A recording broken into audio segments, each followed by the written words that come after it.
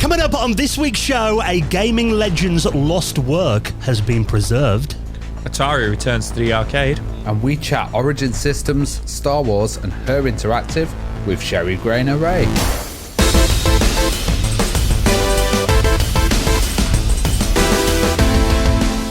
And the Retro Hour podcast is brought to you each and every Friday with our wonderful mates at Bitmap Books. Now, you've got to check out their current volume, N64, a visual compendium, celebrating the best screenshots and games art of over 150 titles that defined the Nintendo 64. So I'll tell you more about that in just a bit, and you can check it out in the rest of their retro gaming collection at bitmapbooks.com. Hello and welcome to the Retro Hour podcast, episode number 421, your weekly dose of retro gaming and technology news with me, Dan Wood. Me, Ravi Abbott. And me, Joe Fox. And a very warm welcome to the show. Of course, a podcast that every single week brings you up to speed on what's been happening in the wonderful world of retro gaming and technology. And of course, bringing you a very special guest in the second half of the podcast to tell us their story from working in the video games industry. Now, I've got to say, having done this podcast now for over 8 years, if you look back on our list of guests that we've had, I'd like to say, we do try and keep it quite diverse and get different people on from different parts of the world that have done different things in the industry. One problem we've probably always had, though, is trying to get more women on the show, because you look back, particularly the eras that we cover on the podcast, like, 70s, 80s, 90s, it wasn't that much of a diverse industry back then, was it? It was very male-orientated. Yeah, and there's some absolutely amazing female developers out there. And, we really think gaming's for everyone, and inclusiveness is a great part of video games. Yeah, so today we're going to be joined by probably one of the most famous women who's worked in the video games industry for many decades now, and worked for some huge companies as well. Just listing off a few of the companies she's worked for: Origin Systems, LucasArts, the Cartoon Network, American Laser Games, who you might remember American Laser Games for those games that were everywhere in the arcades back in the early 90s, like Mad Dog McCree. Oh, those FMV games. Yeah, I absolutely love them. And then Sheri went on to work for Her Interactive. Now, they're quite a unique company because really the mission of Her Interactive, they were a spin-off of American Laser Games, specifically devoted to making games that were targeted towards females. Yeah, and they did some great games, like Mackenzie & Co. was a dating game as well, which started out. But then later on, they got the Nancy Drew series, which was incredibly popular. And, we cover a lot of the history of Sheri's career, but also we talk about, some of the books that she's wrote about gender inclusiveness and about MMOs as well, and how that world's kind of opened up gaming to a lot of people. Yeah, and she's worked with, some legends of the industry as well, and some huge franchises. Star Wars she worked on as well, Star Wars Galaxies. Ultima. Yeah, well, the Ultima games back when she was at Origin Systems. And like you said, she's a really big advocate for, women in gaming, both as industry professionals and players as well. And, it's something like that she still campaigns for to this day. So a really interesting chat with our very special guest, Sheri Graner Ray. She's coming up on the podcast in around half an hour from now. But of course, the way the podcast works. First half of it, that's when we have a little natter about what's been happening in the world of retro gaming from over the last week. And this was very nice to see. Now, I did mention, talking about our guest list that we've had on the podcast over the years. One of my favourite interviews that we ever did, and someone who's just an absolute legend who very sadly passed away a couple of years ago, was Archer McLean. Now, I remember playing his games like, Jimmy White's Worldwind Snooker, and to this day, Archer McLean's pool on the Amiga, still one of my favourite pool simulators. And that was kind of jaw-dropping when I first saw that game as a kid, those kind of 3D graphics, just incredible games. And we met Archer, I think it was Play Expo in London when we interviewed him live, wasn't it? Yeah, and, he worked on these games, but he also had some absolutely fantastic stories about the kind of background of these games, and especially Jimmy White's as well, and just kind of some great tales about what was going on. And he was an avid collector as well. I think he had an absolutely huge watch collection. Yeah, I remember that because we did a panel with him, and he was kind of showing us loads of pictures of his watch collection, wasn't he? For about 15 minutes before we started the panel, we're like, we'll probably need to crack on now. But he was that passionate about watches, which is really interesting. And of course, International Karate, legendary game back in the day. Oh, gosh, but this is quite nice to see that. Obviously, Archer passed away a couple of years ago, but it turns out some of his arcade experiments have been preserved by the website Games That Weren't. Yeah, so he actually had quite a few ports in the works. Well, I say in the works from the 80s. Yeah. That never came to be for the Atari 400 and the Atari 800. So there was some graphical tests for Donkey Kong and Tempest, as well as a pole position clone. Nice. Which he'd made as well, called Road Roller, which have been preserved. But the main one that people are talking about is actually a game that was actually covered in Zap 64 magazine back in the day, that never actually came out, which is a port of Robotron.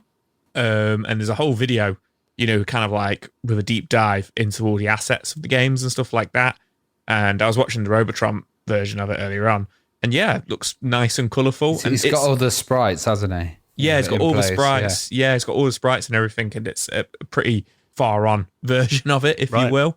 But yeah, it's funny because of, obviously I've never really been interested in the Atari 400 and 800, but I just keep seeing it everywhere. And I know this is obviously from 40 years ago, and obviously he's passed away now and everything, but it's nice to see people are still kind of going through it and preserving these old games that could have been. I guess this is what developers do, and they want to explore a new system.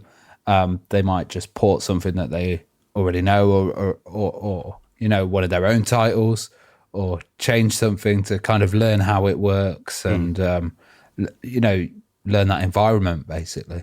It's great to see as well, because these are 5 1/4 inch floppies, and I love actually, there's some images of them, is handwritten labels, dating from 1983 on there too, and it's great that number one, these discs still work after all these years, but also that he kept them for that long as well, because there's got to be so many of these kind of stories, and you always hear about like legendary developers like Archer who might pass away, and you always kind of wonder, is there anything kind of left like in their attic, stuff they were working on? So I think it is nice to see that his efforts have been preserved. I think that's a great point, that they're still working, and it's kind of like get them preserved now before they go, Yeah, obviously, someone as famous and well-regarded as Archer, it is very nice to see that his works have been preserved now, and actually you can download them. So if you fancy poking around and, looking at the abandoned workings of a coding genius, as Tam Extension nicely worded it, I'll link that up in this week's show notes as well.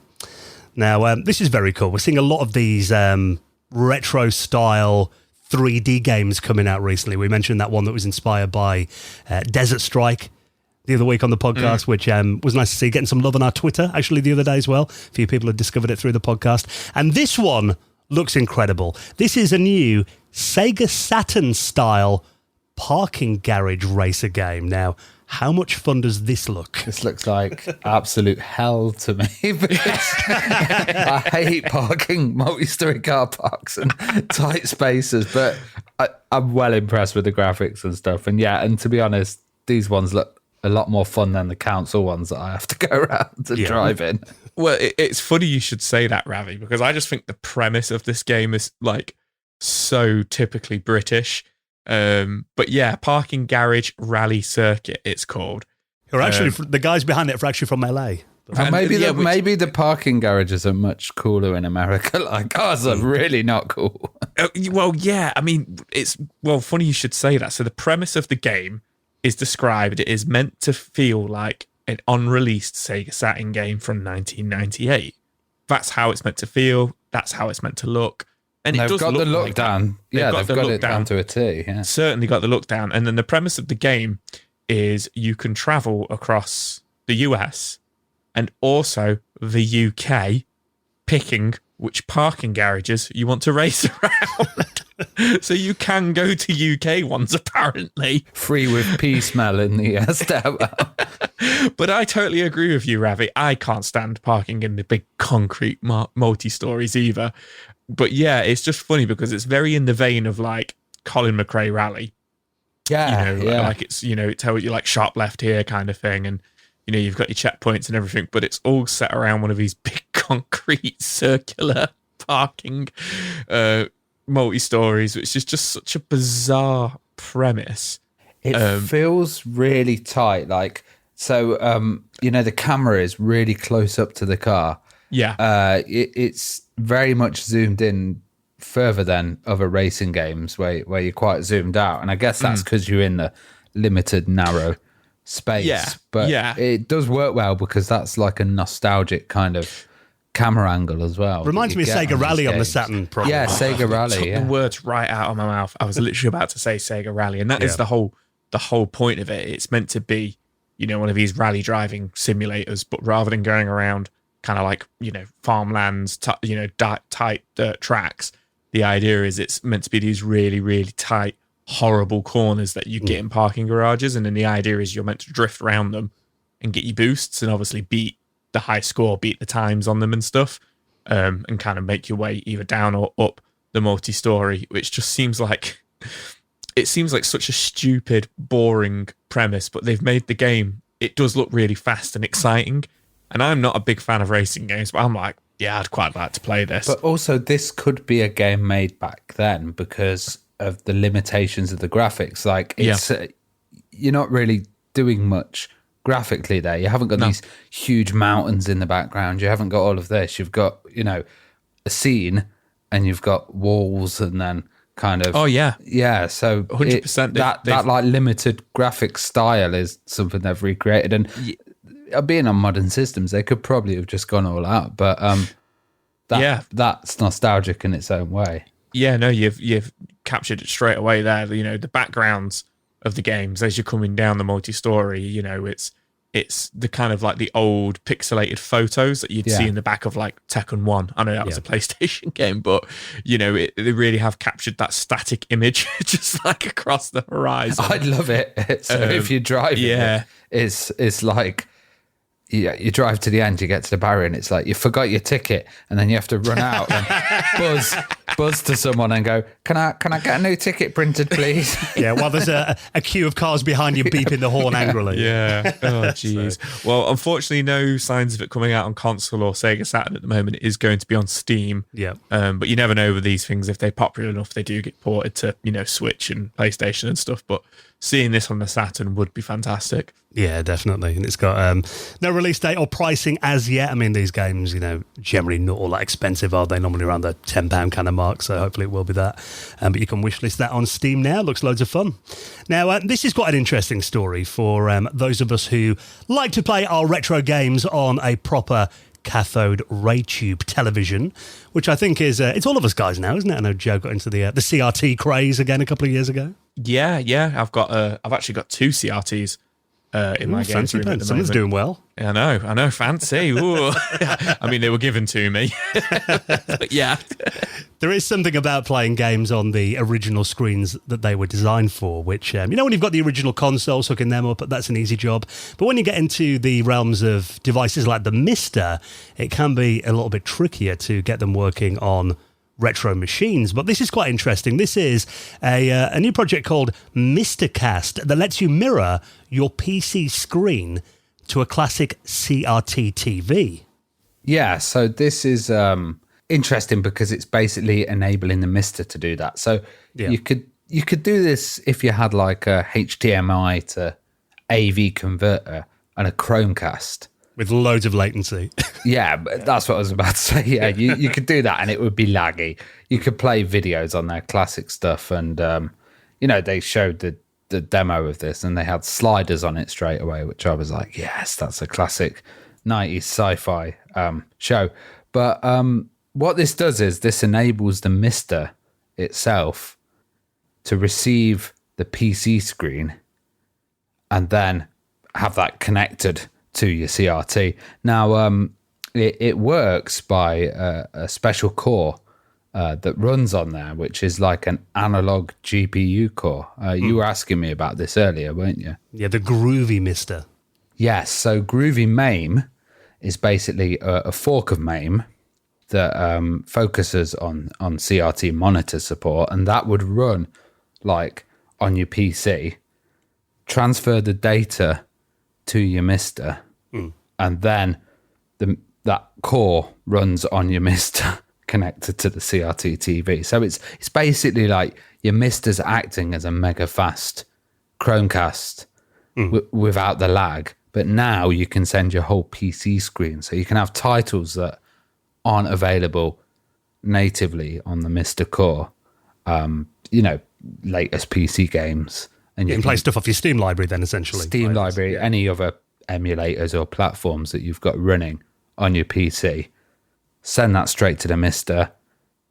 Mister has the, input, so there's hardly any latency, and then have that bam straight onto your CRT TV. So it's essentially like a good thing for people who have Misters in a way to upgrade it and, add more functionality to it. I like the fact as well that you can basically send, so pretty much anything you're looking at on your PC desktop, it just mirrors that. Yeah, to the CRT, that's what I think. Yeah. So, I mean, if I've actually set up a Chromecast on a CRT before using an HDMI to analog converter, and I was streaming like old episodes of Games Master from my phone to the Chromecast, watching it on a CRT, which to me, it was like it was quite a nostalgic experience, kind of watching a TV show that I used to watch on a CRT back in the day. Actually on one again, so that was quite nice to see. Well, something like Sonic Mania, blasting that would be absolutely perfect. And I guess it's an early version. There's a few bugs and stuff, and it's going to be relying on your internet connection and how your wireless is, and if you actually have all the correct stuff in there. But it's a really cool little concept. Yeah, and the only thing I'm thinking is that obviously a lot of games today are made for widescreen, so I guess probably they'd be letterboxed on a 4x3 Yeah, CRT. You'd have to play around with the settings, wouldn't you, and get the right native resolution. Yeah, but very cool to see. I mean, how many games do we see these days that have got, inbuilt like CRT filters and all that in there in the settings, actually having it on a proper old school display, I think is very cool. You mentioned Sonic Mania, though, because that is a game that does require really fast reflexes. So it would be interesting to see. That would be a good example of something or even on this Cuphead or something like that. Yeah, to see if I'm even worse than I normally am on Cuphead playing at the CRT. So very cool. If you have got a Mister, that is available now on GitHub. So I'll link that up in the show notes as well. Now, speaking of games that needed a CRT back in the day, probably the most famous light gun game of all time. You guys fans of Duck Hunt? Did you play that much back in the day? Absolutely loved it. Yeah, you go ahead, Joe. There. Yeah, I played it. Thanks for your input. But I mean, obviously, very famous game that required a light gun on the NES. Yeah, my friend had one. We just absolutely batter it. Like Duck Hunt was one of the things that we play as little kids, just constantly. Absolutely loved it. And of course, you could cheat by running straight up to the screen. But, I was about to say that's what. Yeah, we never allowed that. That's what we did. Yeah. I never knew this. What could you do?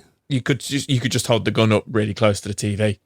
That's it. Hey, tell me. Press it. Yeah. And just press it, and you'd pretty much never miss. My wife caught me doing it a few years ago at the Nottingham Video Game Museum. The one that moved to Sheffield. Yeah, they had Duck Hunt set up on the top floor, and I was playing it for ages, and got right up to like the last levels, and I was struggling with it. So she caught me just like stood right up to the TV, and she was like, "What are you doing?" I was like, "Nothing." And you need Shaking one her of head in those disappointment. fairly big CRTs to play Yeah, as well. Yeah.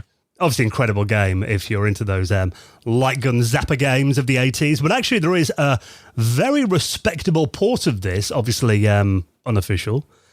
We don't draw attention to this from anyone at Nintendo. But now this has been ported. An enhanced remake of Duck Hunt has come to the Amiga. Have you ever used a light gun on the Amiga, Dan?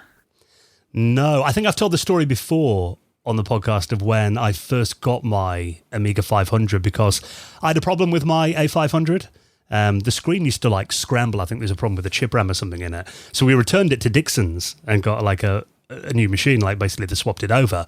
But when I was in there and my mum was filling in the paperwork and everything, the guy that worked at Dixon's, he came over to me and goes, "Oh, do you want a light gun for your Amiga?" And I remember thinking at the time he was going to give me one for free. Yeah. Being 11 years old and be like, wow, like that. And he goes, "Yeah, tell your mum they're only like £49. I was like, "It's never going to happen then." But yeah, that was the closest I ever came to actually think there was one called the Trojan Phaser. Right. Trojan did this like light pen as well, which was one kind of thing as well. And I love light pens. I've never owned one, but it was the same people that made that, and it worked for the ST as well. Yeah. And I remember there was quite a few light gun games for the Amiga actually, but I never had one, so I was always playing it with the mouse. But this does look like a very, very accurate port. Yeah, well, this is, you mentioned about playing it with the mouse. That is how this version of the game is controlled. So it's not actually a light gun game. It's basically, you use a mouse to aim the sight on the screen. But it looks very good, doesn't it? I think graphically they've done some nice enhancements there. That the shading on it is very nice. The sound effects are great as well. There's actually, I think it is the shotgun sound from Doom. Yeah, I think they've done the kind of Redux really well. Obviously it's not the original NES version. It's like enhanced, but it does look really good.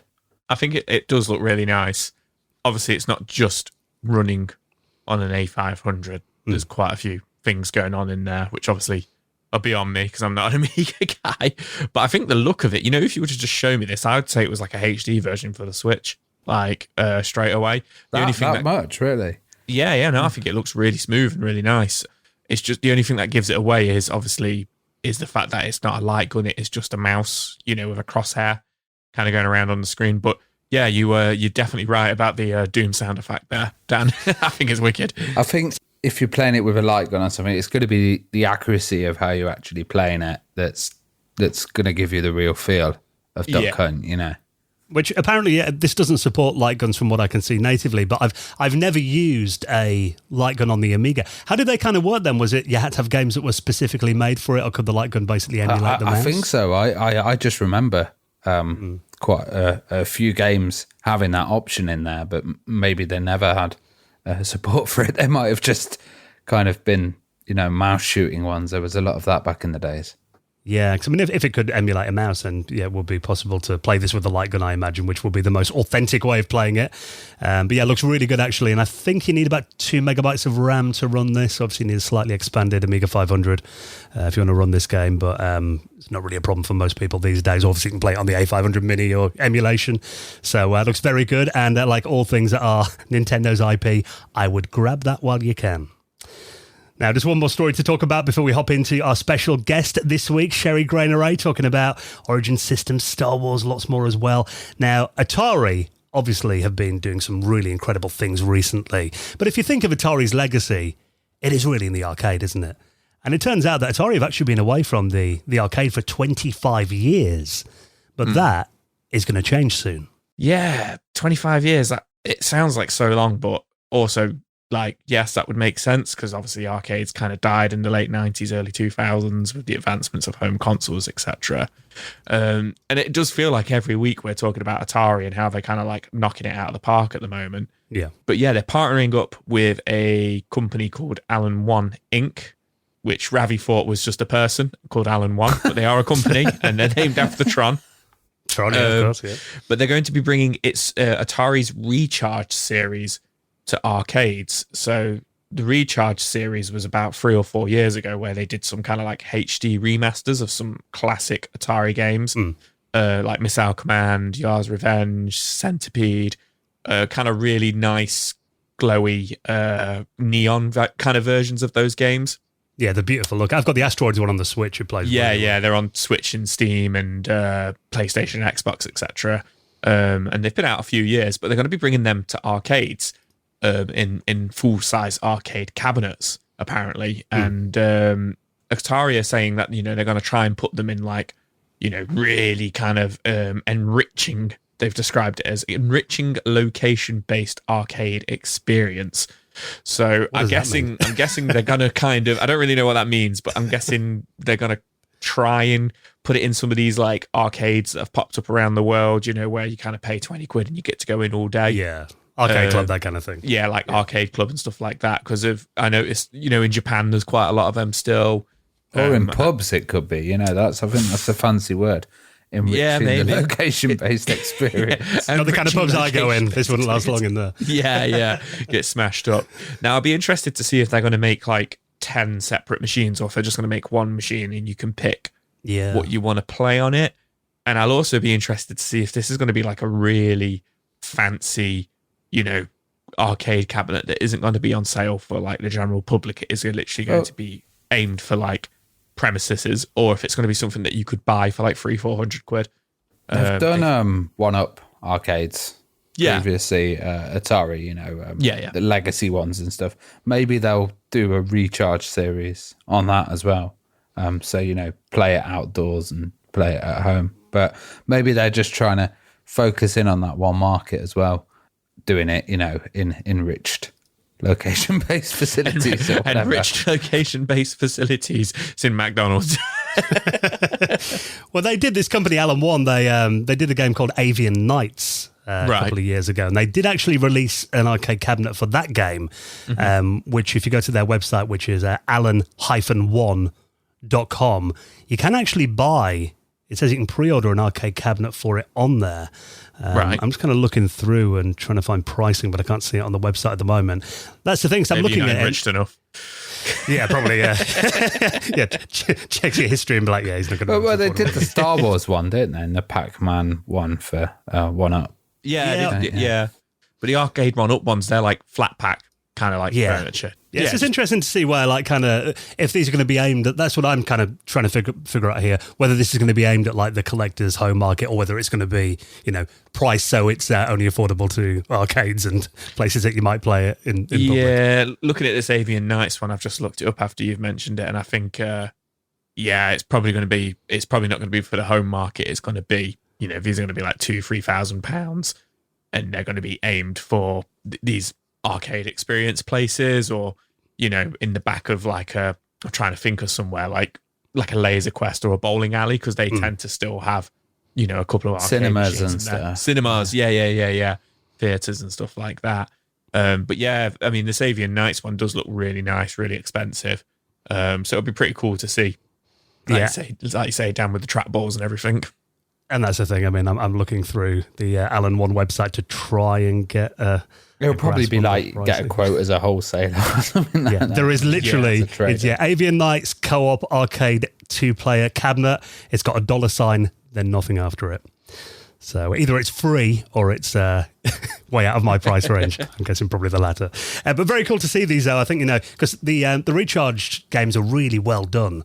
I played a couple of the Asteroids one, like I said, on the Switch. Is like, I've never been a great Asteroids player, but graphically, it looks gorgeous. Like you said, there's kind of neon visuals, and it's interesting that the Alan One brand is named after Tron, because a lot of these games look like they could literally be straight out of a Tron movie.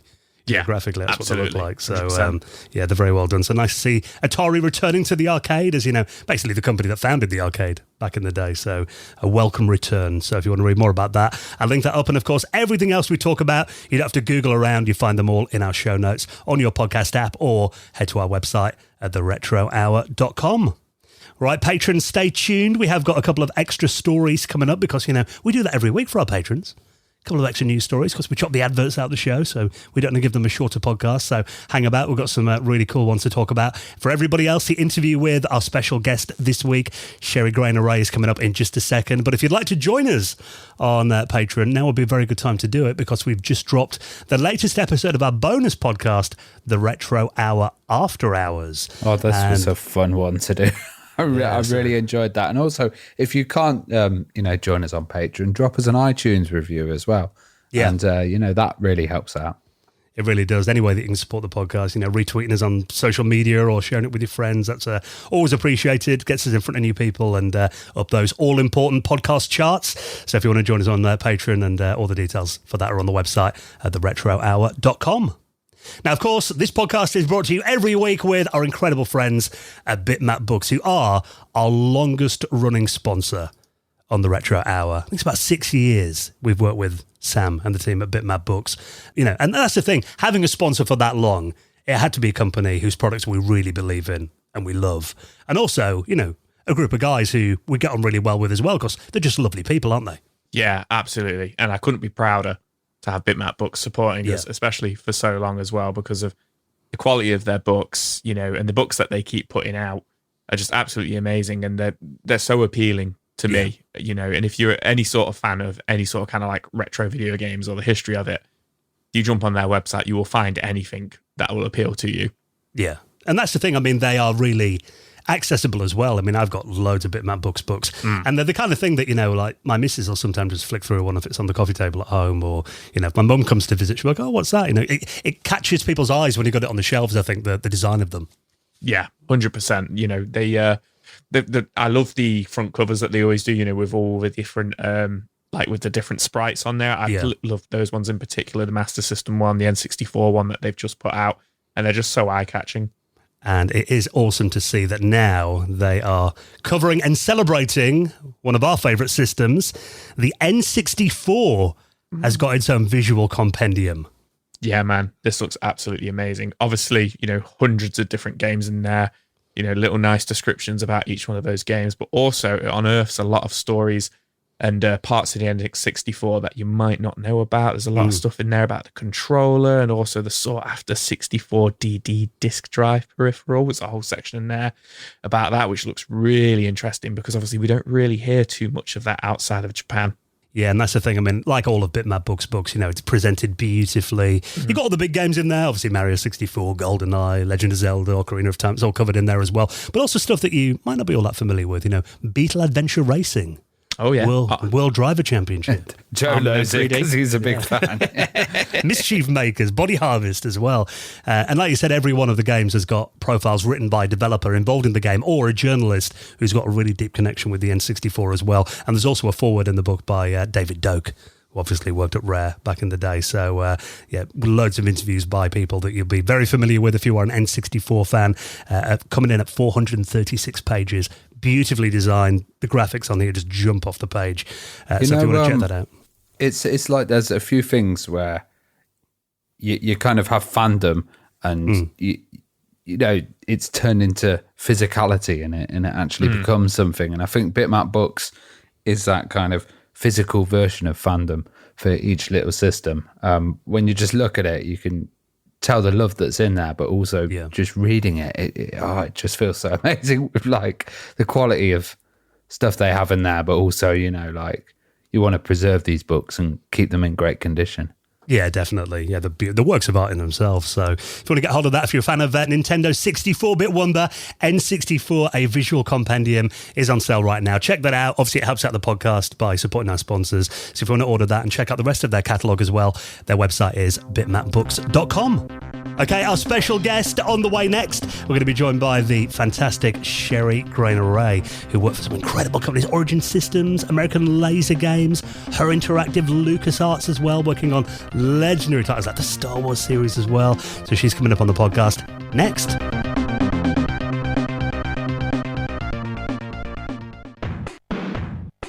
You're listening to the Retro Hour podcast, and we're here today with Sheri Graner Ray, video games developer and designer for some absolutely awesome companies that we love. Origin Systems, American Laser Games, Her Interactive, also LucasArts Games, and Cartoon Network. She's also a pioneer of inclusiveness in games. How are you doing, Sheri? I'm doing well. It's great to have you here, and we always ask our guests a question when we start the podcast, and that's, what was your kind of first computer experience that really stood out to you? I had a VIC-20. Nice. I had a VIC-20 and we played text adventures. My brother figured out how to hook the VIC-20 up to the television, and so our whole family would sit and we'd all together as a family play the text adventure games. Were they the Scott Adams games? Oh, yes. Yeah. Yeah, awesome. So why did you get a VIC-20 then? And, who in the family decided that we needed a home computer? My brother started with them, and about that time he was moving on to the Commodore 64, and so I got his VIC-20, even though he's my younger brother. In typical fashion, the boys got the computers, and then their sisters got the hand-me-downs, and so I got the hand-me-down VIC-20. And what kind of things were you doing on that machine then? Was it mainly gaming, or were you like dabbling in programming or anything like that? It was gaming, mostly the text adventure games. My brother was very active in the Commodore community, still is actually, and so he was the one that was reading all the magazines and actually doing the programming. I was more interested in the game side of it. So tell us how you got started in the industry then. What made you want to get into the world of video games as a profession then? Kind of explain that kind of jump from, playing games on the VIC-20 to working in the industry. What was that kind of path? Well, you have to remember when I started, there really wasn't an industry. Yeah. I started in working, my first job was at Origin Systems, and I started in 1989. So there really wasn't an industry back then. There was the one company here, there was Origin, and then there were a couple of companies scattered around the country, but there wasn't an industry per se. But the way I got started was by Dungeons and Dragons. I played a lot of Dungeons and Dragons, and usually as the DM, usually running the games. And we had a fella join my weekly game, and after he'd been playing with us about 3 months, he said, we've got an opening at our company, and I think you would be great. We want to apply. And I was like, sure. What company is he? He says, it's this little company called Origin Systems, and we make computer games. And I was like, well, okay.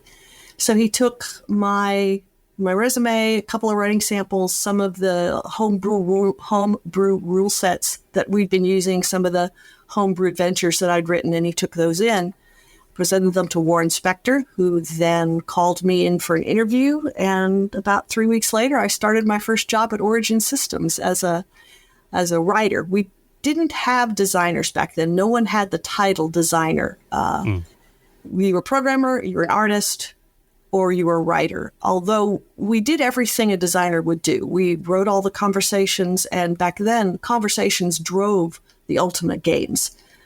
Everything was setting flags, and it's what moved the game forward. So we basically were the designers on the game, but we were called writers. So that's where I'd never really, other than playing games on the VIC-20, I had not done any programming. I did not even know what a DOS prompt was. So it was really very much being thrown in the deep end, learning as you go. But I did, and I really didn't believe they were going to keep paying me to do that. I couldn't believe they were going to pay me to do what I'd been basically doing for free for all my friends running D&D games. But they did, and then I couldn't believe that it was even anything you could make a career out of, and yet here I am 30-some years later. So, that's how I got started. It's amazing how, the fantasy genre of video games have been affected by Dungeons and Dragons. We've had so many guests come on and say, that was their start, and the kind of rules then got transferred into games, and also text adventures and crossing those kind of together. It is. It's definitely where it started. When I'm talking to young designers or people who think they want to move into design in the game industry, I would tell them, you play Dungeons and Dragons, run Dungeons and Dragons. It's a masterclass in understanding pacing and player input and how to keep your players entertained and keep them moving forward on the storyline, and what you do when they go off script. It's very useful skills to learn when you move into design. It's amazing how popular it still is, actually. I went into a record store the other day, and there were vinyls everywhere, and they had Dungeons and Dragons at the kind of counter, as one of the main items at the moment. Oh, I can't believe that. If you'd have gone back and told me, 30-some years ago and said, Dungeons and Dragons is going to be popular, I would never have believed it. Back then, we didn't even tell people we played because, that was still back during all the satanic panic and, it was terrible. Dungeons and Dragons was evil. And, you didn't tell people you played. And if somebody had told me back then that there were going to be people going on late night television, talking about their D&D characters and their adventures, I would never have believed it. So it's kind of fun. I'm really glad to see it come mainstream. I think Stranger Things helped a lot as well with making it cool for kids these days as well. So, yeah, very, very cool. Absolutely. So, when you started at Origin Systems then, were you familiar with them before? Had you played any of the Ultima games? And kind of describe what you were initially doing at Origin then? What was kind of a typical day for you when you first started? Yeah, I didn't know anything about it. I had never seen an Ultima, but all I had was a VIC-20. Even then, what I had was, pretty much the VIC-20. I think I may have had my Commodore 64 by then. But so I didn't have a game machine. I didn't have any machine that would have run an Ultima, and I didn't know anything about them. So I was really coming into it quite cold. So my very first job was on Ultima 7, and the very first assignment I was given was to research the use of thee and thou and all the grammatical rules around it and make sure that we were using thee and thou correctly in all of our dialogue. So that was my first. That was fun. And I went back in and I had to go through, they printed it all out, and I had to go through page of hard copy of all of our conversations and do an edit pass to make sure we were using thee and thou correctly. I was wondering how you learnt the Ultima engine then, and did they have in-house training? No, it was pretty much, here it is, do it. And I had an office mate, and I would ask him questions, and what we didn't know from them, we would go ask the programmers. But it was really learn by doing. It's just total immersion. Here you go. You're going to learn how to do this, which was interesting and hard. Yeah, so it's like a text parser, but they also had like flags in there, and yes. How did you approach that? If you're a writer, it's very different to writing a book or a kind of something that has a start and an end. It was real interesting to learn to do. I somehow took to it quite naturally. I understood flowcharts, and really flowcharts were our big tool that we used to keep track of what the questions were, what the player was saying, and what those different answers drove, and what flags that they set. So we used a lot of flowcharting, and once I started doing that, it felt very natural to me to do it. And then it was just a matter of learning the language, which was also interesting because every time we had a new Ultima come out, we had a new engine, usually with a new language. So it wasn't the same. So what you did on Ultima 7 was not what we did on Ultima 7 Part 2 is not what we did on Ultima 8. Different languages, different syntax that you had to learn every time. And new features like religion and stuff getting added in there. That was usually started from the beginning. When we would start with an Ultima, Richard would come and say, here's what the message or the theme of this game is. And so we knew what we were getting into at the very, very beginning. It was interesting, you said the religious thing. The whole religion under Serpent Isle, the whole chaos plus order equals balance, that was my work. That was what I focused on. Although I was not on Serpent Isle all the way through, I was taken off to moved on to another project. It was an in-house project called Arthurian Legends. But I was there for the beginning of it, and I established that whole religion system. That was my work. I was wondering as well, did you have any involvement with, I remember Ultima would always have these like extras that would come with it, and you'd have like manuals, and did you have any involvement with those at all? I did. I was a co-author on the Serpent Isle clue book, Balancing the Scales. So yeah, I did that one. Well, how much of an influence did the fans have to molding the series? I would say Richard had more influence than the fans did. He didn't always, we knew what they liked, and we would keep pieces and things that they liked, but they didn't fully guide what we were doing. It was really more Richard's vision. Even when he wasn't directly on the title, like the Serpent Isle title or the Ultima 8 title, it still was his opening statement of this is going to be like this, and this is what our theme is. That's what drove us. We had a lot of fun with our fans. They would write us letters. We would get letters, and we would get, they would call our customer service line, and we would hear stories and things like that. But I would not say they were terrible. That was not terribly influential on where the game was going. It was really more about bringing Richard's visions to life. So when did you get into creating a game yourself? I know you created a title that ended up getting cancelled, or just didn't kind of Arthurian Legends come alive. Yeah. That was not just me. That was another. I had a partner named Brian Martin. That was Brian's and mine. It was predominantly Brian's initial vision for it, and he and I then worked together to bring it into a full plan.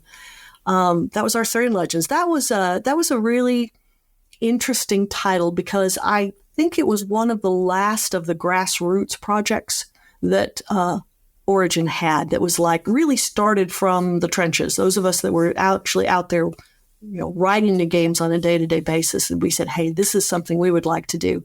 And we knew that they were toying with ways to reuse the engines rather than just tossing them away and building a whole new engine. And the idea at the time was, well, we'll take after the Ultima moves off of that engine, then we'll do something with that engine to kind of monetize it and make it worth all the time and money we put into it while the Ultimas go on and break the ground on the newest technology.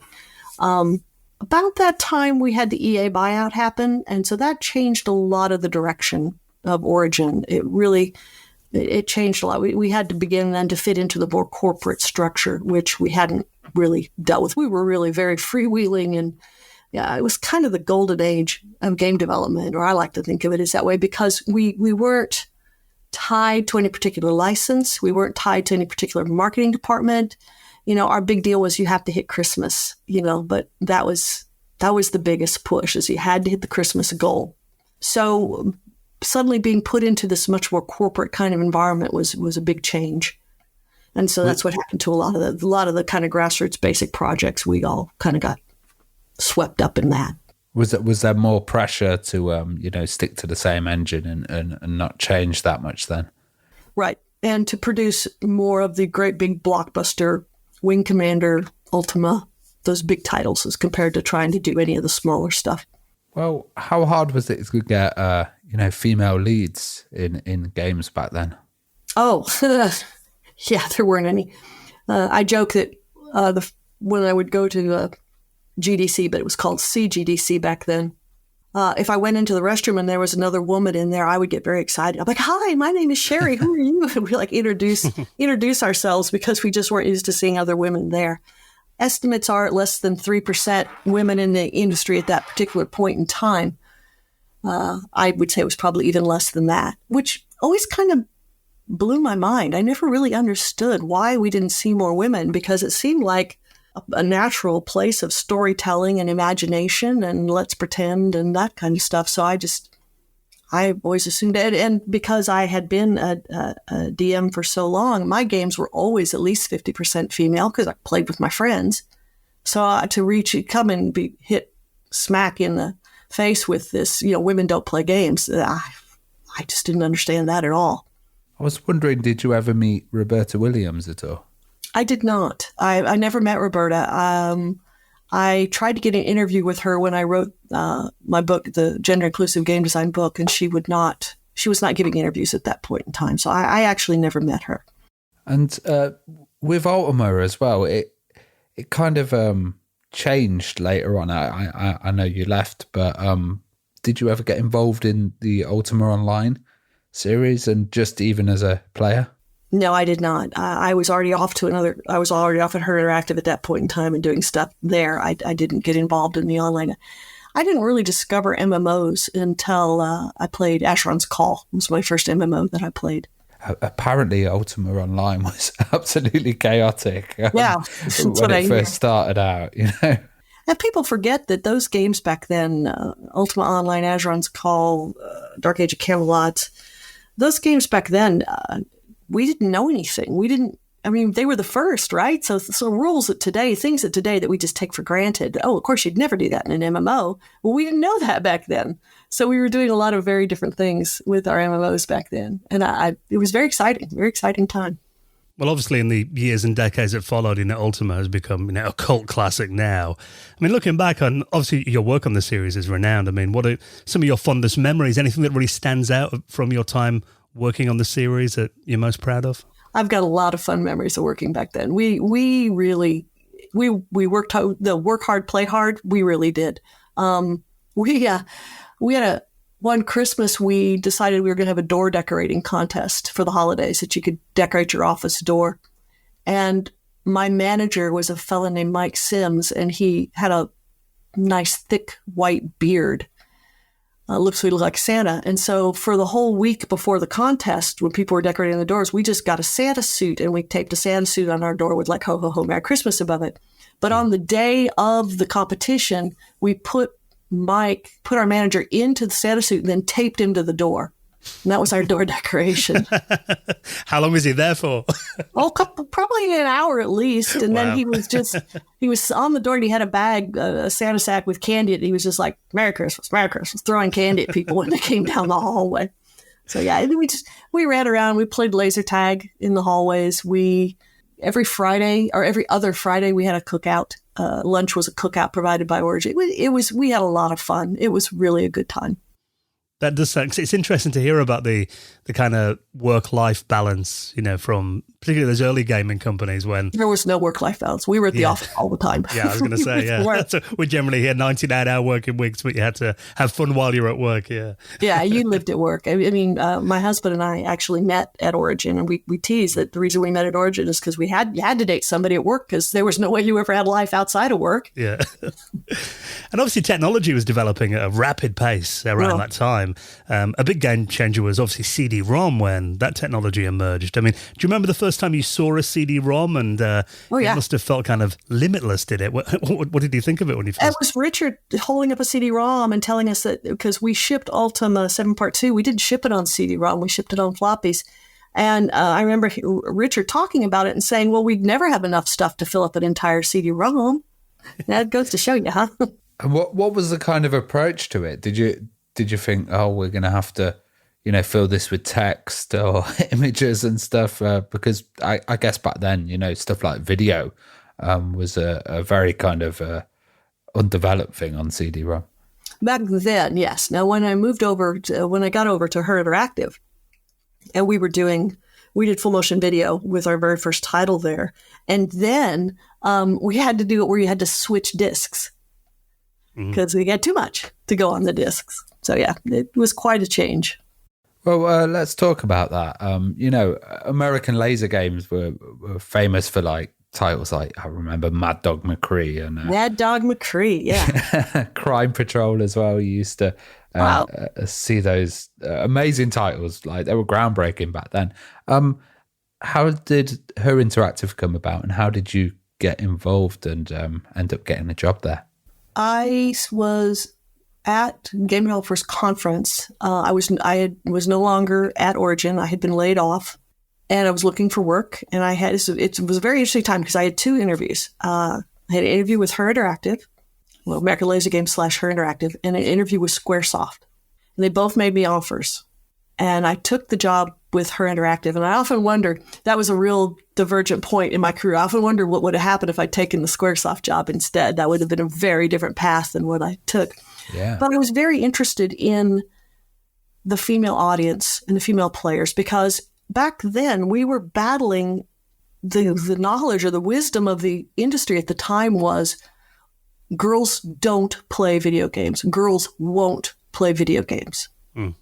And I thought that was ridiculous. Where would you ever think that a girl would not play? Oh no, girls will not play. So if you talked about making games for the female audience, you might as well have been talking about making games for your office chair. I mean, that was really the reaction you got was, what? They won't play a game. Are you kidding? So when I spoke with the American Laser Games people, they had their vice president of marketing had a fairly large family, and I think she had 4 daughters, and she had realized that her daughters were not playing the games her sons were, which was what American Laser Games was producing, and that her daughters were interested in it, and she saw it as an opportunity. And she said, there's a whole market out there that we could tap if we did games focused on the female audience. And I took that to heart. I said, yes, I believe that is correct. I believe that's a whole market out there that we are not targeting, or that we actually, as an industry, are actively shutting the door on. Yeah. I mean, when you put the chainmail bikini babe on the cover of your box and then come asking me, why aren't girls playing my game? It's like, well, they're not even picking it up. How are they going to play it if they won't even pick it up? Because you immediately, from the very beginning, have told them this game is not for you.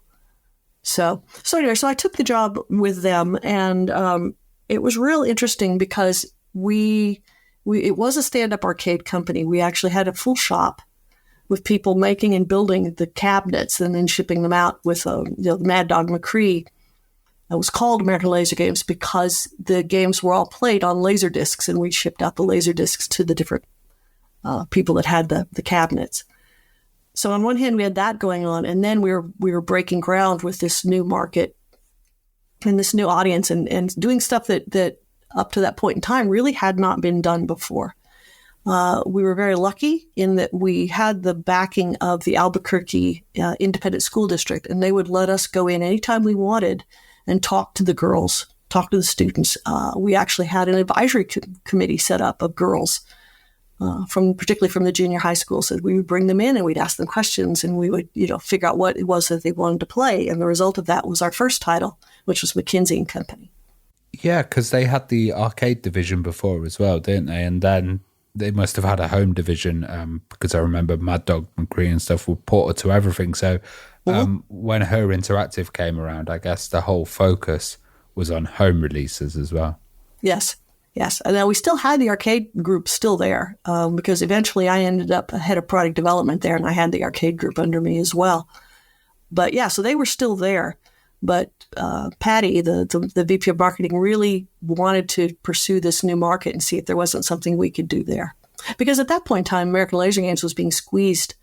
In fact, by the time I was there, they were the last U.S.-based arcade company. Everything else was coming from Japan. And you had people like Sierra doing FMV games as well, right. And expanding into that area. Yep, exactly. You mentioned Mackenzie & Co., and that was one of the earliest interactive CD-ROM games targeted at young women. It was.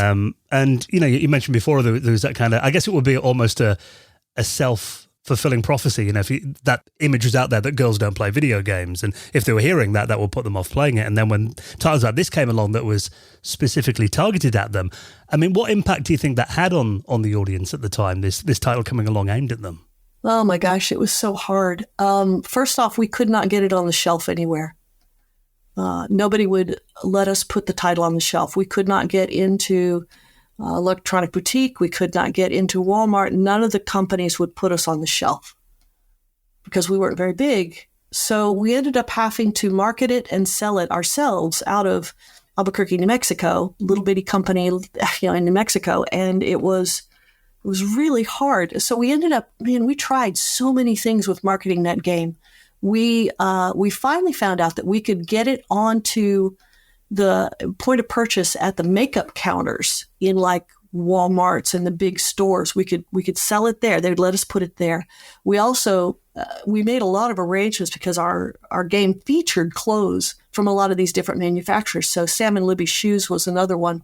So we could put it, Sam and Libby Shoes would let us sell the game in their store because nobody would put us on the shelf anyplace else because they didn't believe that girls were going to buy games.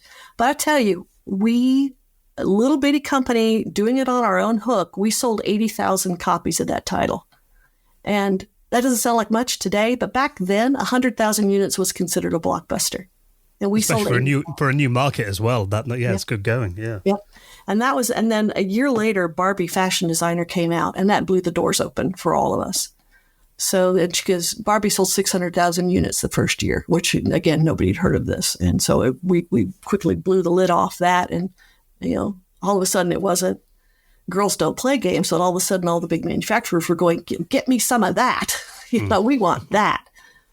Well, I love the idea that it was, created by girls as well. And I was wondering how much input, the producers had about the filming of FMV games. And did they kind of just receive the footage, or was there like a whole storyboarding process and a real kind of detail with it? There was a lot of detail. And we did it all in Albuquerque. We didn't have a studio in-house, but we went ahead and they did have a studio there in Albuquerque. We could rent soundstage time, and we did it on a green screen with the actors we brought in from Hollywood. We did it all ourselves there. I was creative director on the shoots for those things. So yeah, we did it all there. My favorite story about that is I actually did not do that on McKinsey & Company. McKinsey & Company already had the footage shot when they brought me in. But I did it on our next title, which was the Vampire Diaries title. And we had a scene where at one point in the branching conversations, if you answered the question or talked to right and said the right things at the right time, the vampire would kiss you. And we were filming that segment, and the actor was a very handsome young man, and he's responding to these cues that we'd given him about what the player had said. And at one point we said the thing that would cause him to kiss the character. And he dropped his head and he leans into the camera. And I was watching, because again, I was creative director, and all the women behind me went, oh, and it was wonderful. I said, I've done it. This is exactly what I wanted. I wanted to get these kinds of reactions from women when we did this. So yeah, it was really fun. Oh, that sounds awesome. And vampires, it's still a theme that's massive today. Yep. And another game as well was Nancy Drew. And what was it like when Her Interactive got involved with that whole series? That was really interesting. I was really glad when we were able to do the Nancy Drew. This kind of goes back to what I was talking about, the whole, when the industry said, get me some of that, it was all excited about girls' games. Well, they were, but they weren't. When they said we want games for girls, what they really were saying is we want a Barbie knockoff. We want fashion, shopping, and makeup for girls ages 6 to 10. And if you brought them anything else, like Vampire Diaries or Nancy Drew, once again, we had trouble getting on the shelves because it wasn't a Barbie clone. They really wanted Barbie clones, which is why at that point in time, we started seeing this market flooded with all these fashion, shopping, and makeup for young girls.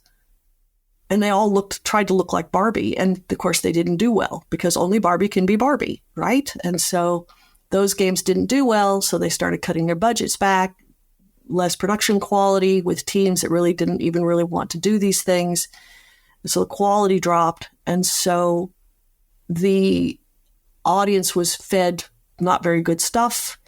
And the games started not making money. And then the industry turned on its heel and said, see, we told you girls don't play games, and turned their back on the girls' market.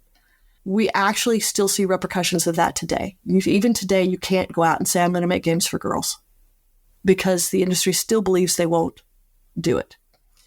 Now, you can tell them you're making social games or puzzle games, and we all know that the major market for that is females, women, but they won't call them that. So we still feel the repercussions of what happened back then. Well, as technology moved on as well, games kind of changed, and MMOs became an absolutely massive area. How did you change your approach to games design when MMOs came around? I fell back onto my Dungeons and Dragons. That's probably where it really paid off, that I had played so much and designed so much and run so much Dungeons and Dragons, because that's my first MMO, like I said, was Asheron's Call. So what happened was I had somebody reach out to me and say, we want to make an MMO for girls. Can you help us? And I was, absolutely, sure, I can help that. And then I hung up the phone and thought, well, I guess I better go play one of these if I'm going to help them develop one. And I went out and I went to the local shop, Best Buy here, and I walked to the rack and I looked, and here's Asheron's Call, and it's on sale for $9.99 with a $10 rebate. And I'm like, hey, that sounds good to me. You basically get the game for free. So I brought it home and I booted it up, and I walked my character through this tutorial and walked out into this big open world, and I went, oh, this is it. This is what I want to design for, because this is basically designing Dungeons and Dragons and running a Dungeons and Dragons game for, 100,000 people at a time. How great is that? So I fell back on that. The interesting thing, though, is it really is, when you're designing games, it's about remembering to leave the doors open for everybody and not shutting the doors on your markets. And so that was always a key feature when I was working either on my own or working with other designers. It's like, make sure that you're not putting any more roadblocks than we need to have. So when you're developing characters, from the very minute you walk into the game and you're doing your character creation, make sure everybody can see themselves reflected in that, so that they feel welcome, feel like they want to play this game. Don't shut the door on them. When you're designing your tutorial, look at your different learning styles. Make sure that you're making this available to everybody who wants to learn to play, because you want them to play your game. You want them to give you the money so we can all keep working on our jobs in this, really fun industry. So you want to make sure it's open. So when it came to the MMOs, it really was about making sure those doors were open and making sure that we had something for everybody as wide as we could. I think that's a great approach as well, because, it can seem to someone who maybe wants to just kind of dip their toe into the world of MMOs. Sometimes it can feel a little bit overwhelming, like you don't really know where to start, because it's that much of a big world, isn't it? So I think welcoming new players as best as possible, it's a good approach to it. Yeah, and tutorials and the first time user experience is just so important, because that's where you catch them. And if they don't feel welcome, if they don't feel comfortable, then they're not going to stay. And now that we've moved into this world of the free-to-play, where we need the people to continually be engaged in our titles, it's not just I go buy it off the shelf and that's the only time I see them. I want them to stay involved, because I want them to start, keep sending me money and microtransactions or whatever the free-to-play DLCs. To do that, I have to keep them involved. So I have to make them feel welcome and make them feel like they're making progress and what they're doing is worthwhile. And it can't just be for one particular type of market. We've got to make sure the doors are open as wide as they can be. You also worked on probably the biggest franchise in the world with the Star Wars Galaxies and the various expansions as well. I'm interested to hear about, working on a huge franchise like Star Wars, who've got, some really hardcore fans, kind of how you balance the expectations of Star Wars fans to have games and characters a certain way with the creative freedom that obviously you need to develop new content in, such a rich universe. How did that balance kind of work? So I was not on the launch team for Star Wars Galaxies. I came on post-launch. A lot of the team had already moved on to doing the first DLC, which was the Jump to Lightspeed. So the core team had moved on from there, and I came in post-launch. So I was head of content. So I was a content director. So that was a real important question for me.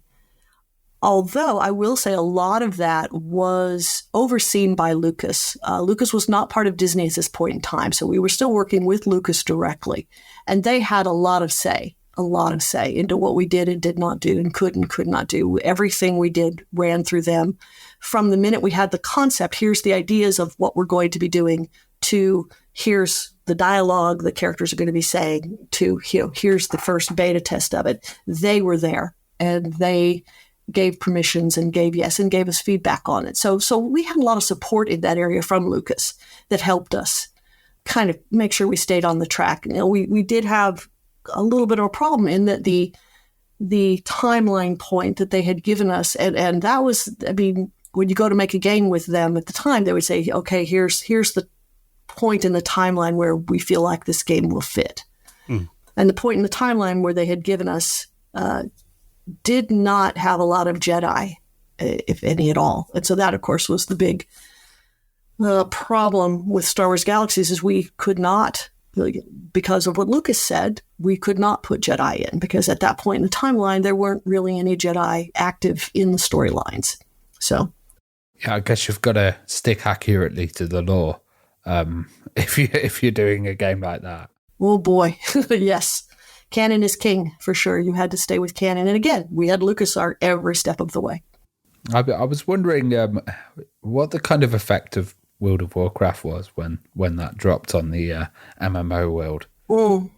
That was tough. When World of Warcraft came out, we were already out when World of Warcraft was launched and came out. Of course, immediately we were told, go play it. Go play it immediately.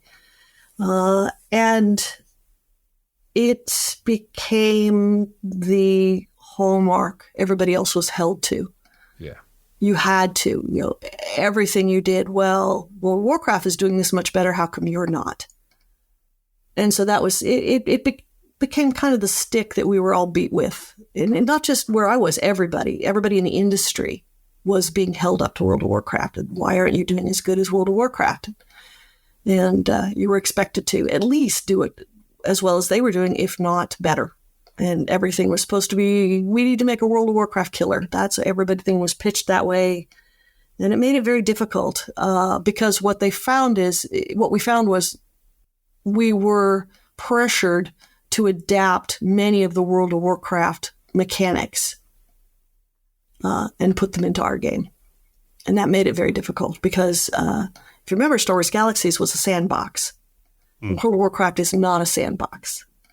And so they really wanted us to make it that way. That must have felt a bit like trying to force a square peg into a round hole, as they say. Absolutely. Absolutely it did. It was hard, too, because it's like you sell your players. Like if I sell you a magazine and I'm selling you, Time Magazine, and I'm selling you Time Magazine, and every week Time Magazine shows up, and then one week Tennis World shows up instead. It's like, wait, this is not what I'm paying for. I didn't pay for Tennis World. I want Times Magazine. Yeah. So we had that going on because we did have a very solid player base, but they liked that particular type of game. And so when we were being pressured to change it into the more of a World of Warcraft style game, it was difficult.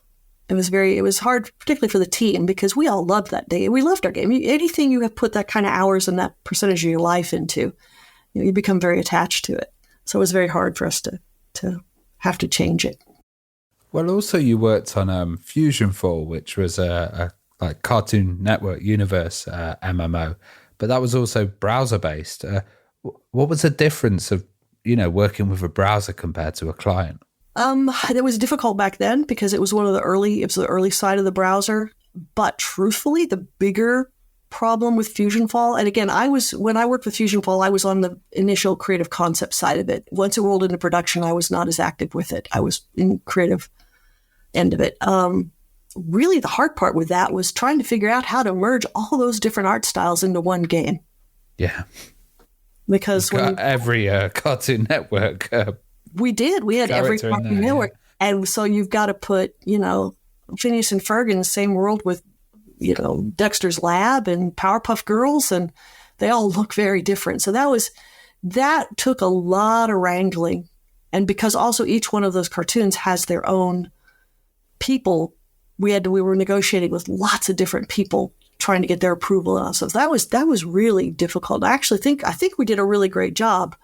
It didn't hit them. We were still having, the industry itself was worrying about working with the children's market and what we could do. That became a difficulty. Well, obviously one thing about MMOs is they are, totally reliant on servers, which have to be paid for by companies. And, many of the early MMOs now we've seen servers have been turned off over the last decade or so. I mean, how do you feel about that? Because, we always talk about game preservation is very important to fans of retro gaming, for example. That's always a big topic in our world. How do you kind of feel about, those servers being turned off and these worlds kind of been lost forever? And do you think there's anything that could be done to preserve them more? Oh my gosh, it makes me so sad. It makes me so sad because we do lose our history. We talk about the film industry losing their history because the older prints are disintegrating and falling apart before they can be digitized. But in our case, they literally just vanish. They shut the servers down and, erase them and throw them in the trash heap. And our worlds and all our work is gone. And we don't have the opportunity to teach from them. We have people coming into the games industry today that never had the opportunity to play Dark Age of Camelot. And that's an important one to go look at. There are lessons to be learned from all of them. I do, my archives and my work has been promised to the Strawn Museum play here in the U.S. And I really wish, and I've talked to them about it, I've talked to other people, I really wish we could figure out some way that we could preserve those games almost time capsule-like, to where if you really wanted to go see Dark Age of Camelot or something like that, you could go there to the museum and they would have dedicated servers, or you could see them preserved the way they were when they were released. Because there's just so much there that could be learned. There's so many lessons, Some of them have emulators. Of course, you can go see Ultima Online and they have emulators. There's Star Wars Galaxies. There's emulators out there that it's still running and you can still go play it. But even then, it's changed because the teams that keep them running add to them and change them, and they are like they were when they were released. So I really wish there was a way that we could preserve them, just so people can learn from them. Yeah, having a living, breathing world, I guess, is a hard thing to capture and replicate, isn't it? After it's diminished. Yep. But obviously, we've talked about how you've always been a pioneer of addressing inclusivity in gaming, and you wrote a book as well, Gender Inclusive Game Design: Expanding the Market. So what prompted you to write that book, and how do you feel the conversations evolved since the book was released?